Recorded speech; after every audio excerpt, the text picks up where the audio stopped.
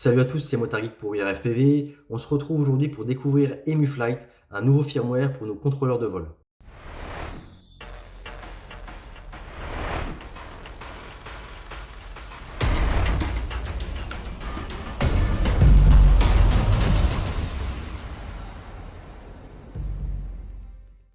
Donc tout d'abord, EmuFlight rapidement, qu'est-ce que c'est?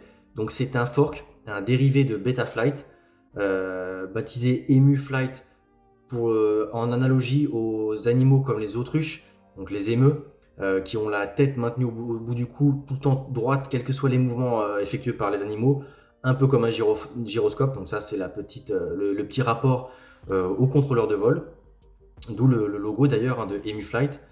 Ce fork de Betaflight, il a été créé par deux Français et il est articulé autour de deux points principaux qui ne sont pas soutenus par Betaflight, en tout cas par les développeurs de Betaflight. C'est le fonctionnement avec une pile loop à 32 kHz et les cartes HelioRC. Et à ce sujet-là, EmuFlight intègre le filtrage IMUF qu'on avait déjà abordé à l'époque des cartes HelioRC sous Butterflight. Donc on y reviendra un petit peu après. EmuFlight, donc on retrouve tout le projet sur GitHub, comme bien souvent sur ce type de développement entre guillemets open source. Donc sur le GitHub d'EmuFlight, on retrouve le configurator, donc qu'il va falloir installer pour pouvoir flasher et configurer EmuFlight. Donc c'est exactement comme l'installation du configurateur de Betaflight. Donc vous avez le lien, je vais vous le mettre dans l'article et dans la description de la vidéo, et je vous renverrai vers le tutoriel qu'on a déjà fait sur l'installation d'un configurateur. Donc sur la page du configurateur, tout simplement, on retrouve le téléchargement depuis la page des releases. Et donc voilà, on a la version 0.2.0 au moment où je tourne la vidéo du configurateur, sous Windows, Chrome OS, Linux et DMG, c'est Mac. Donc ça, c'est pour le configurateur. Et ensuite, on a le plus important, le firmware pour le contrôleur de vol. Donc qui s'est ouvert, hop, on va refermer toutes les pages qui vont pas. Voilà, le EmuFlight Butter Variant. Donc là, on a toutes les infos. Comme je vous disais, les quelques points et fonctionnalités qui sont propres à EmuFlight. Donc ça, je vais vous les récapituler dans l'article sur le blog. Je ne vais pas m'attarder dedans en vidéo, il n'y a pas de gros intérêt. Donc tout est inscrit ici. Et ensuite, on a un lien très important vers le wiki et aussi vers le Discord si vous avez des problèmes et que vous voulez en discuter en direct. Vous pouvez aussi passer à ce sujet-là sur le Discord de WeAreFPV ou sur le forum ou sur le groupe Facebook. Et donc, on va aussi ouvrir la page du wiki qu'on va regarder rapidement par la suite. On a une page donc installation. Il nous explique du coup comment flasher le firmware, ce qu'on vous a déjà expliqué également. Lorsque vous utilisez une carte HelioSpring ou Binary Strix F10, qui d'ailleurs est à nouveau en vente chez ResDequad, donc je pense que c'est lié à ce nouveau firmware, que la carte est à nouveau sortie, et franchement ça me tente bien de l'installer. Donc là voilà, pareil, comment mettre à jour le code du IMUF. Ensuite, qu'est-ce qui rend EmuFlight différent? Donc on a ce qu'on appelait les Butterhead PID sous Butterflight, donc les PID entre guillemets beurrés. Donc là, je sais même pas trop le prononcer, Fisherhead, c'est les plumes en anglais, les animaux à plumes. Donc là, encore une fois, c'est pour faire référence à l'autruche et à l'émeu. Donc ce sont des PID, une fonctionnalité qu'on peut activer ou pas. Ça change la méthode de calcul de la boucle. Je ne vais pas rentrer dans les détails. Le filtrage IMUF sur tous les contrôleurs de vol et pas que les HelioRC, et ça c'est plutôt génial. La fonction IDK, le EmuBoost qui vient remplacer le Feed Forward de Betaflight, le GPS avec du géofencing. Je crois que c'est pas encore en prod, mais c'est pour à terme pouvoir utiliser EmuFlight sur des contrôleurs de vol, sur des drones entre guillemets professionnels et dans un cadre légal encadré. Un TPA différent, comme ResFlight et Flight One, séparés sur et KISS aussi, séparés sur les 4 valeurs des PID, donc les P, les I et les D, généralement utilisés sur les P et D principalement, et qui se calculent différemment. On y reviendra par la suite aussi.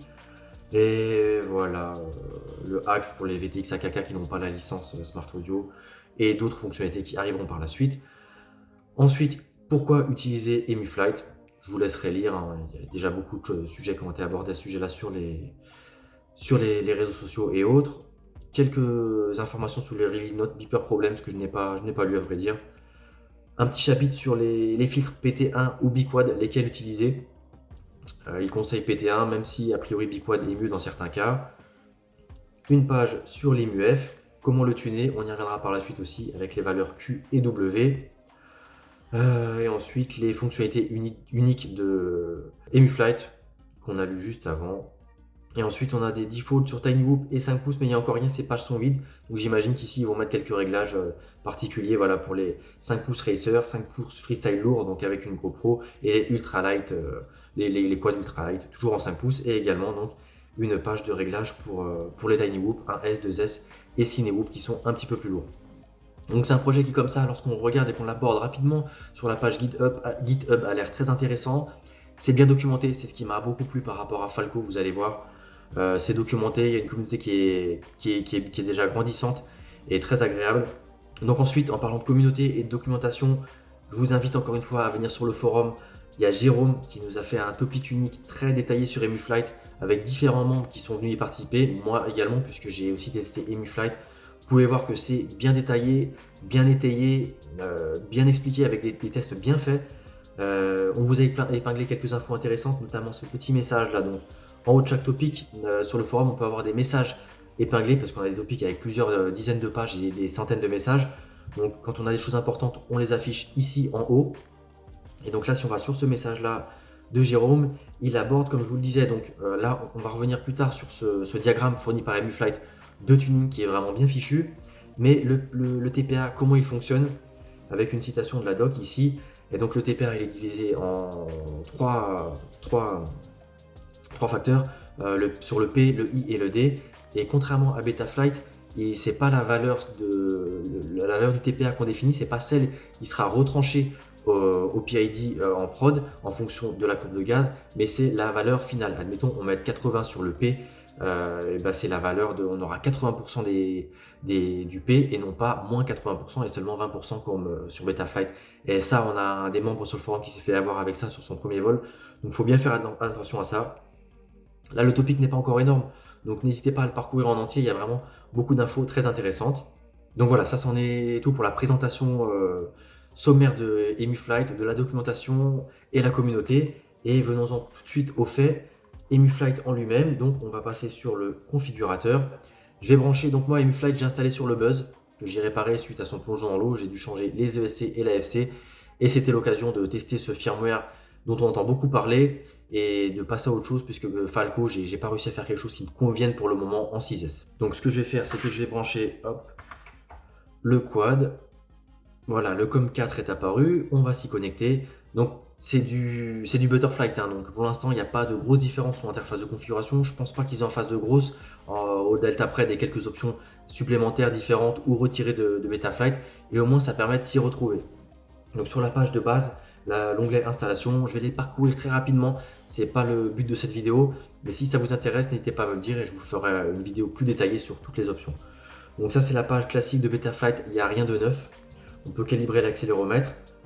La page de port, c'est pareil, c'est là où on vient configurer les UART. Donc moi sur mon Buzz, j'ai l'UART1 qui me sert de récepteur radio, Serial RX, et l'UART6 sur lequel est raccordé le VTX. Rapidement, la migration de Betaflight à Butterflight n'est pas trop compliquée. Donc on flash tout simplement, ici on fait mise à jour du firmware, il va rebooter en DFU et on flash de la même manière. On va déconnecter, mise à jour, voilà. On flash de la même manière qu'on va flasher un Betaflight. Donc ça c'est super simple, je ne m'attarde pas là-dessus non plus. Je me reconnecte à l'interface de configuration. Mais avant de flasher votre Betaflight, n'hésitez pas à faire un dump et également un diff all qui est plus simple à intégrer. Donc moi ce que j'ai fait, on retrouve ici le diff all de mon Betaflight. J'ai recopié quasiment tout sauf la partie master ici. J'ai laissé par défaut la configuration de EmuFlight. J'ai recopié les ressources parce que ça évite d'avoir à les refaire et de refaire du mapping ou autre. J'ai recopié les cerveaux, je ne les ai pas recopiés, je n'en ai pas. J'ai recopié la configuration de mes ports série, la configuration de mes auxiliaires, armement, turtle mode et compagnie. Les PID, il ne faut surtout pas les prendre puisque ce ne sont pas les mêmes. Par contre, j'ai récupéré mes rates, voilà, les rate profiles que j'ai légèrement modifiés par la suite. Donc il n'y a pas grand chose à récupérer, mais ça peut vous aider. Sinon, repartir de zéro, c'est pas bien compliqué. Et ensuite, voilà, on retrouve, j'avais fait aussi une sauvegarde de mon diff de EmuFlight après l'avoir modifié. Donc si ça vous intéresse aussi, je peux vous fournir tout ça. Donc revenons au configurateur. Donc on était sur la page port, donc la page port, rien de spécial. Dans configuration, je suis passé en props out, c'était pas par défaut. Par défaut de mémoire, on est en multi-shot ou même one-shot. Moi je suis passé en D-shot 1200, j'ai des ESC 32 bits. Donc pas de souci là-dessus. J'ai pas touché la valeur minimum des gaz. Je crois que c'est 8K, 2K par défaut. Je suis passé en 8.8. J'ai désactivé le baromètre et le magnétomètre. J'en ai pas sur ma carte de vol. J'ai changé le nom du modèle. Ici, ça s'est été mis par défaut avec mon diff, la configuration du récepteur radio. J'ai laissé les modes par défaut. J'ai juste rajouté les ESC sensors, mais j'ai pas réussi à faire marcher la télémétrie BLI pour le moment. A noter que là, on peut voir qu'il n'y a pas de anti-gravity par défaut sur EmuFlight, c'est compatible, on y reviendra aussi après sur l'anti-gravity. Le beacon des shots, je ne l'ai pas mis, j'ai enlevé le beeper sur USB, et ici à droite, j'ai juste changé voilà, l'angle maximum pour armer, je l'ai passé à 180 pour pouvoir utiliser sans souci le turtle mode. C'en est tout pour l'onglet configuration. Alimentation et batterie, mesure de l'intensité, j'avais mis capteur ESC, comme ça ne marchait pas surpassé sur le capteur de la board de la FC que j'ai toujours pas calibré. Donc ici ce sont strictement tous les réglages par défaut. Les PID, on y revient en dernier parce que c'est le plus long. Le récepteur, rien de particulier par rapport à Betaflight. J'ai laissé tous les réglages par défaut, à part la deadband que j'ai rajouté. Moi j'ai 6 points parce que je fais pas mal de mouvements parasites au centre et lorsque je reviens de mes mouvements. Les modes, comme je vous le disais, c'est la même chose que Betaflight et moi je les ai importés avec le diff. Les moteurs ici, je n'ai rien changé. L'OSD, je l'ai customisé à ma manière. C'est le même que Betaflight. Encore une fois, ici, rien de différent. Blackbox, j'ai pas testé encore. Le CLI, c'est le même que Betaflight, mais je voulais juste vous montrer une petite découverte que j'ai faite. Que je crois que c'est propre à Betaflight 4 ou Betaflight 4.1. C'est l'autocompression. Donc, avant, ce que je faisais pour chercher un paramètre, typiquement comment régler la configuration du récepteur radio, je faisais un get serial. Ici, on voit déjà qu'il m'auto-complète. J'avais toutes les valeurs ici qui s'affichent et je devais les retaper à la main, typiquement pour faire l'inverseur. Ici, je copiais-collais et je faisais 7, raté, 7, coller. Ah, il m'a collé le save. Ah ouais, j'ai un dump de coller, donc là, il faut que je fasse. Hop, copier, 7, coller. Et là, je faisais égal et je cherchais la bonne valeur. Et là, on peut voir que déjà, il me propose des valeurs on-off. Donc ça, c'est super pratique. Ici, si je fais un set, il me propose tout ce que je veux. Et c'est pas que de l'autocompression, c'est de la recherche. Si je cherche pitch, par exemple, il ne va pas m'afficher tout ce qui commence par pitch, mais tout ce qui a pitch comme paramètre. Donc ici, si je veux mettre le D-pitch, une fois que j'ai mis pitch, il me met tous les paramètres du pitch. Et avec les flèches directionnelles du clavier, je vais sur D-pitch, je fais entrer, il le tape lui-même.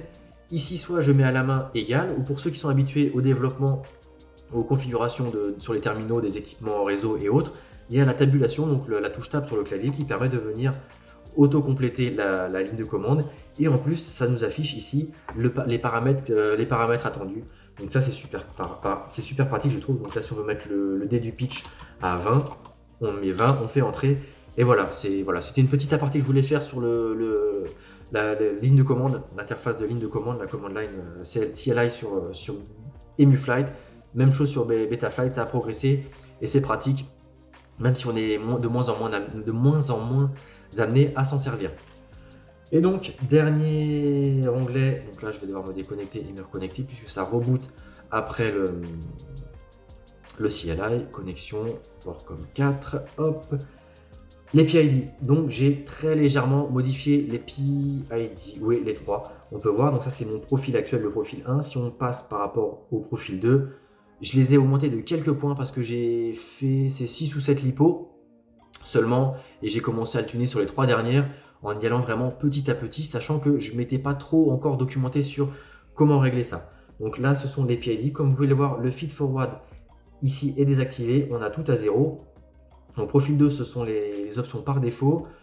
On a les PID à plumes là, légers, enfin Featherhead PID, l'équivalent des Butter PID qu'on avait sur Betaflight, que certains n'aiment pas, que moi je trouve plutôt bien. En face ici, on peut voir un petit onglet, voilà, un petit point d'interrogation, tooltip, avec encore une fois de la documentation et ça sur chaque paramètre. C'est super pratique quand on ne sait pas ce qu'on fait. Donc moi ça, j'ai tout laissé activé par défaut. Ah non, je pense que ici, comment on fait pour changer de... Pourquoi il m'a... Voilà, profil 1. On peut voir que ici l'EMU Boost sur le profil 2 est à 15 et l'EMU Boost limite est à 20. Moi j'ai passé l'EMU Boost à 25 avec l'EMU Boost limite à 20 parce que dans la doc, on peut voir que si on met la limite inférieure au boost, on a un feeling plus direct. Et c'est ce qui m'a manqué un petit peu moi sur EMU Flight, c'est le côté plus direct, même si je trouve que ça vole très très bien. Donc ça c'était pour les quelques paramètres que j'ai changés côté de ces réglages là. Les PID on les a vus, je les ai augmentés légèrement. Ensuite on a les rates. Donc les rates, j'avais récupéré ceux que j'utilise habituellement sur Betaflight, même si je ne vole pas beaucoup sur Betaflight. Et je les ai un petit peu ajustés parce que la courbe était vraiment trop plate au début et ça arrivait, la vitesse de rotation maximum arrivait trop vite pour moi. Et là c'est pas encore optimum, hein. Ici sur ce point là, c'est trop plat à mon goût. Donc ça, le TPA, ils disent aussi, on va y revenir après lorsqu'on va aborder le synoptique de réglage, de ne pas l'activer par défaut, donc il n'y en a pas. Et les réglages des filtres. Donc les réglages des filtres, j'ai pas vu grand chose sur le wiki à ce sujet-là, ni sur les communautés. Donc j'y ai absolument pas touché. Si, j'ai monté légèrement, je crois qu'il est à 85 par défaut, le cutoff du gyro. Mais c'est surtout sur le D, je pense qu'il faut que je fasse quelque chose pour avoir un feeling un peu plus direct. Et peut-être même désactiver le filtre 2 et essayer de voler qu'avec le filtre 1. Pour les réglages des filtres, je vous renvoie sur l'article de Topper qui est à peu de choses près valable pour ces réglages de cet onglet-là. Et sur lesquels il précise vraiment de faire très attention lorsqu'on touche à ça, à la température des moteurs et de ne pas voler tout de suite comme un bourrin, faire vraiment un vol en stationnaire et déjà voir s'il n'y a pas de soucis particuliers. Et donc voilà, ce qui nous intéresse ici, c'est les réglages du IMU-F, les paramètres principaux à toucher pour régler son quad. Donc là d'ailleurs je sais pas pourquoi on a 390 parce que normalement par défaut c'était 3000 et j'avais mis 3900, donc là-dessus j'ai dû me louper sur mes derniers réglages. On va voir si en CLI c'est bien ça, donc on va faire get IMU pour voir ce qu'on a sur l'IMU F.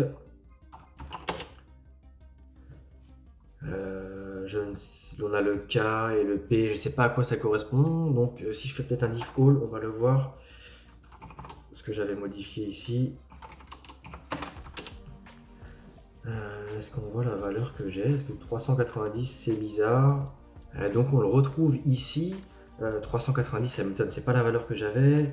7 gyro filter Q et il nous propose de 0 à 16 000. La valeur par défaut c'est 3000. J'avais mis 4000 et j'étais redescendu à 3900 pour voir un peu la différence. Et j'ai dû me louper dans l'OSD, c'est passé à 390, c'est bizarre. Parce que là si je le mets à 4000, 3900 ce que j'avais mis. Mais c'est bizarre que dans l'OSD je sois passé de 3900 à 390. Et il y a quelque chose qui s'est passé à un moment. Là si on fait save, on se reconnecte sur le COM4, réglage PID et réglage des filtres. On est à 3900 et la valeur ici par défaut il ne l'a pas. Bref, on va aborder tout de suite le sujet du coup du schéma de réglage. Je ne l'ai pas trouvé en HD, en tout cas là sur mon écran 4K, c'est sur mon écran 2K, pas 4K, c'est pas hyper lisible, mais vous le retrouvez sur le forum et c'est plutôt pratique. Donc on nous dit, voilà, on a un synoptique classique à suivre. Qu'est-ce que vous avez comme comportement? Est-ce que vous avez des oscillations avant et après le throttle? Dans ce cas-là, vous baissez le paramètre Q, vous augmentez le P. Ensuite, est-ce que ça a amélioré? Si oui, vous laissez. Sinon, vous faites machine arrière. Si vous avez du bounce back, des déviations sur les axes lorsqu'on met du throttle, donc là, clairement, on peut monter le P, monter le I et monter le D. Donc voilà, il y a différentes solutions, il faut essayer différentes options. Est-ce que vous avez des moteurs chauds ou des espèces de bruits de grognement à bas throttle? L'avant-dernier ici, j'ai pas su traduire high throttle ou high pitched, mais on nous renvoie sur... Non, pas sur le I, donc je sais pas trop ce que c'est que cette case-là. Et ensuite des MTO, des mid-throttle oscillation, donc des oscillations à mi-gaz. Voilà, que faire? Donc le petit synoptique à suivre lorsque vous faites votre tuning.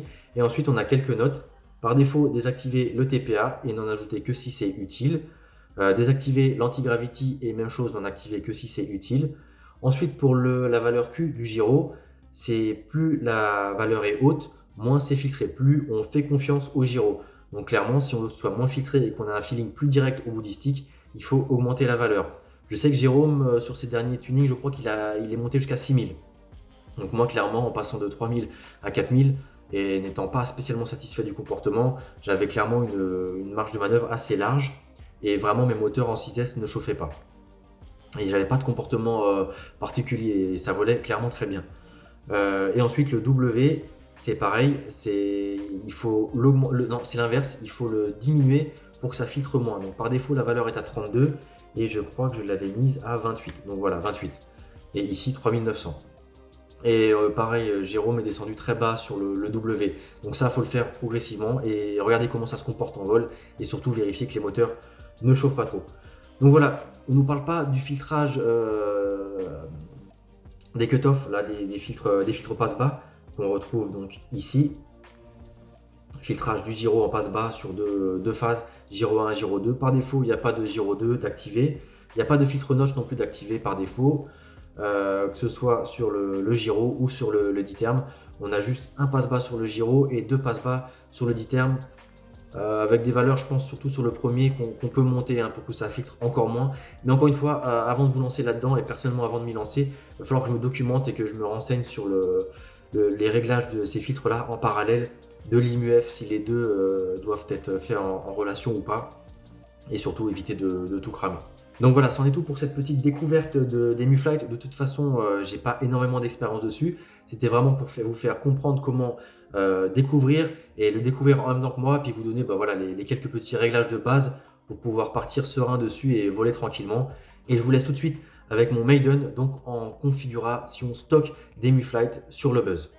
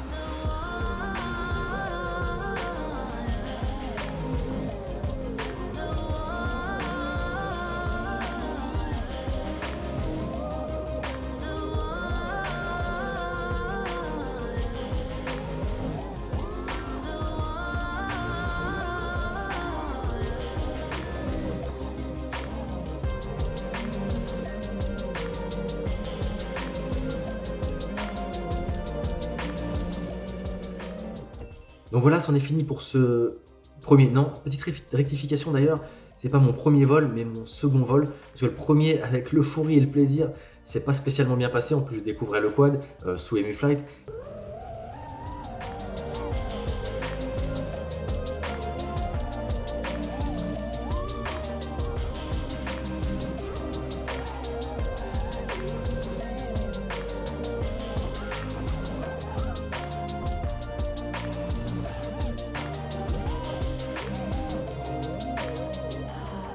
Used to be afraid of water, but I'm safe now. When you're next to me, I'm always on the safe. Et j'ai pas mal craché. Et d'ailleurs, sur le dernier crash, j'étais parti pour faire un turtle mode. Et heureusement, Aerosoap m'a dit, vas-y, il est pas loin, je vais te le chercher. Il était moins, j'avais une hélice pliée à 90 degrés. Donc clairement, j'aurais bousillé les câbles sur mon bras des moteurs. Etix S4, je l'ai redressée tout simplement. Elle avait encore une marque. Les autres étaient légèrement abîmés. Et donc, j'ai effectué tous mes vols après ce premier vol qui s'est terminé par un crash sans changer d'hélice. Donc, ce second vol que j'ai fait là, que vous avez vu, il avait une hélice qui avait été bien abîmée et redressée. Et les autres légèrement poncées. Bref, tout ça pour vous dire que personnellement, j'ai trouvé que ça volait très bien. C'était très agréable. C'est d'ailleurs pour ça que j'ai effectué les 2 ou 3 autres lipos sans toucher au réglage, vraiment pour profiter et me faire plaisir. Il y a un petit peu de prop wash, je ne l'ai pas poussé dans ces derniers retranchements. Ça dérive légèrement, mais franchement, c'est super agréable au stick. Ça manque, il y a un côté direct que j'avais sous Falco X après tuning que j'ai pas retrouvé sous EmuFlight. Pareil, moins direct que mes conf keys, mais c'était super agréable à voler. Et encore une fois, c'était en conf stock. Moi, mon quad en 6S sous Falco X, c'était juste horrible à voler. C'est mon expérience, mais le quad, les flips étaient juste horribles. J'avais du bounce back dans tous les sens. J'avais quelques vibrations. C'était pas super clean. J'avais réussi à trouver des réglages qui me plaisaient plus ou moins. Mais en preset par défaut de Falco X, c'était horrible. Vraiment, je pèse mes mots. Ça me plaisait absolument pas sous Falco X. Alors qu'EmuFlight, en configuration par défaut, je trouve que ça vole super bien. Pareil, à titre de comparaison, mon autre quad en 6S sous Betaflight de base en 4.0, c'est juste pas possible. Alors ils nous mettent dans la doc des lignes de commande à passer pour pouvoir voler, mais c'est pas comparable à EmuFlight à mon goût et en fonction de mes setups.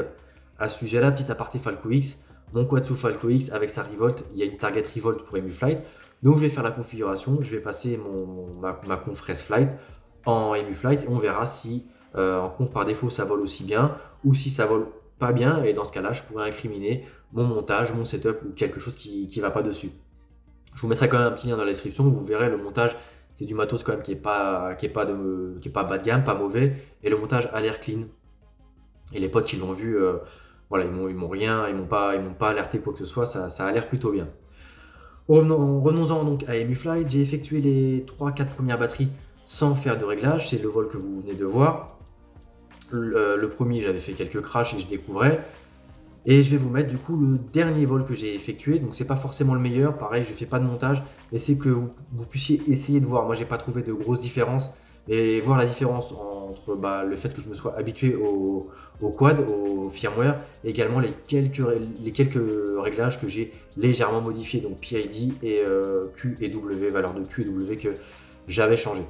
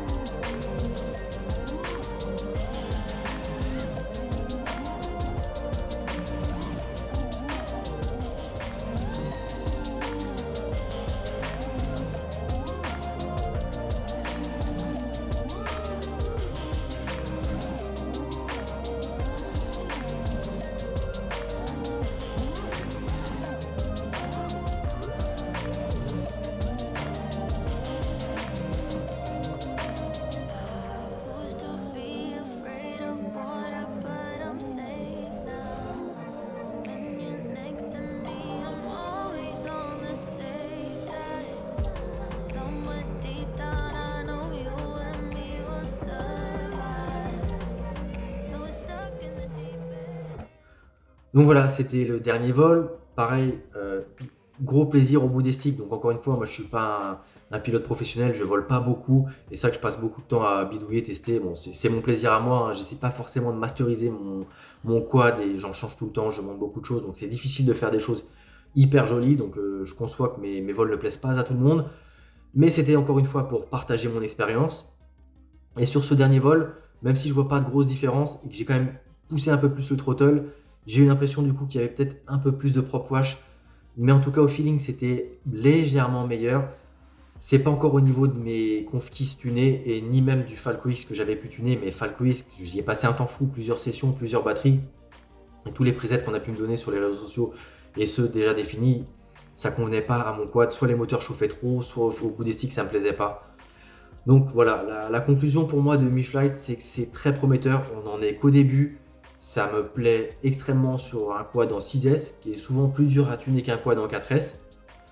Donc voilà, clairement je vais laisser ce quad là sous Mi-Flight. Je vais passer mon quad en Betaflight 4. J'hésite à tester Betaflight 4.1 avec le RPM filter, parce que ça peut être sympa aussi, mais je pense que je vais y mettre mon EmuFly dessus pour pouvoir continuer mes tests avec la Runcam hybride que j'avais mise dedans. Et pareil, ma Confrese Flight, au moins pour comparer, je redonnerai une chance à Falco après, lorsqu'ils auront un petit peu avancé sur le développement, les fonctionnalités, j'espère un jour un configurateur, parce que pareil, on y reviendra, mais ils ont sorti un compagnon. Pour ceux qui ont une Revolt OSD, ça n'a pour moi strictement aucun intérêt, donc ça permet à ceux qui n'ont pas de Revolt, qui ont des Revolt sans OSD d'utiliser Falco X, mais ça n'a rien à voir avec un configurateur pour moi. Donc pareil, je vais mettre un EmuFlight sur un contrôleur de vol ResFlight. On verra ce que ça donne. Je vous ferai sûrement une vidéo au retour où je vous en parlerai sur le topic du forum. Donc n'hésitez pas à aller consulter ce dernier. Si vous avez des questions sur EmuFlight, pareil, allez les poster dessus, ça permet à tout le monde d'en profiter. Je trouve que c'est plus pratique que Facebook et même les commentaires de la vidéo sur YouTube. Ceci dit, n'hésitez pas à me laisser encore une fois un petit commentaire en dessous de la vidéo, ça nous aide à gagner un peu de visibilité. Tout comme le petit pouce bleu si vous avez aimé la vidéo, l'abonnement si vous n'êtes pas déjà abonné à la chaîne et la petite cloche pour ne pas louper toutes les prochaines vidéos, même si généralement on publie à horaires réguliers les lundis et vendredis quand on a le temps de faire 2 vidéos par semaine. Et sur ce, puisque la vidéo doit être assez longue maintenant, je vous dis à très bientôt sur la chaîne. C'était Motard Geek pour We Are FPV.